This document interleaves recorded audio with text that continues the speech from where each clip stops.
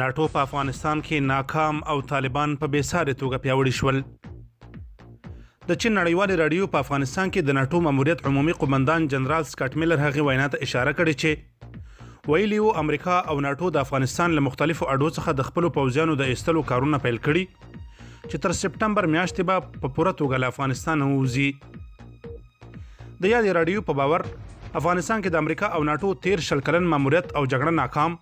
او بې پایلې پای ته رسیږي او تر شا یو سخت ویجاړ شوی افغانستان پرېږدي. تحلیل کاږي 20 کاله وړاندې امریکا د ترهګرۍ ضد مبارزې په پلمه په افغانستان یرغل وکړ، خو له امله سخت بشري مصیبتونه رامنځته او لکونه انسانان ووژل شول. د سرچینې په وینا د امریکا له اساسي اهدافو څخه یو یې د طالبانو له منځه وړل و، خو د 2000 میلیارډ ډالرو په لګولو او د څه باندې 2400 امریکایي سرتیرو په قرباني کولو سره نه یوازې طالبان کمزوري نه کړل،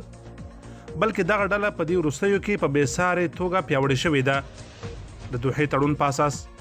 امریکایي ځواکونه باید د مای میاشتې تر لومړۍ نیټې وتلي وای، خو د امریکا متحده ایالاتو ولسمشر 2 اونۍ وړاندې اعلان وکړ چې ځواکونه باید د مای تر لومړۍ نیټې نه بلکې د سپټمبر تر 11 له افغانستان نه وباسي، هغه چې د دوحې هوکړې نقض بلل کیږي.